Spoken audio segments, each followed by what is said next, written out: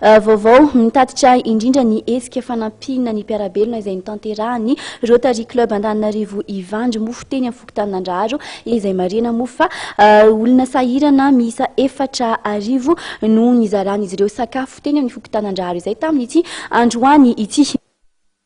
Ny Rotary Club Ivandry no anisan'ny santatra ny Resto de Cœur na ny fampisakafoanana olona maimaimpona amin'ny toerana iray eto amintsika.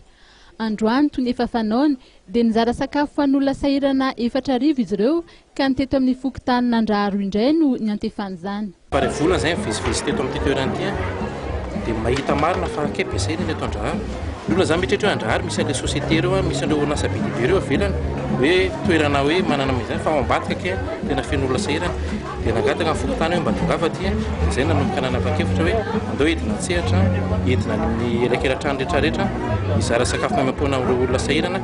Eo koa moa misy mpianatra PPET misy 700 zaraina daholo dia ny be antitra sy ny be voka moa zany mazava ho azy maso foana amin'ity toerana ity.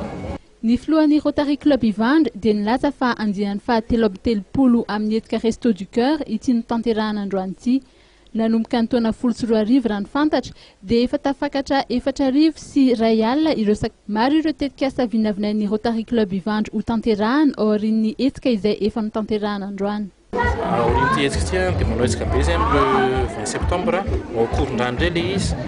Izara goûté zany zay ho an'ireo mpianatra hiditra hianatra maimaimpona daholo ireo misy mpianatra misy 1000 mahery 1700 zany zaraina goûté maimaimpona dia izay niantoka an'io fond personnel sy ny société miara-miasa aminay zany no hiantoka an'ilay goûté du cœur moa fiantsoana anazy. Misy hatrany moa ny orinasa izay manohana ny Rotary Club amin'ny etika ara-sosialy izay ataony toy ny Fondation Telma sy ny orinasa Guanomad.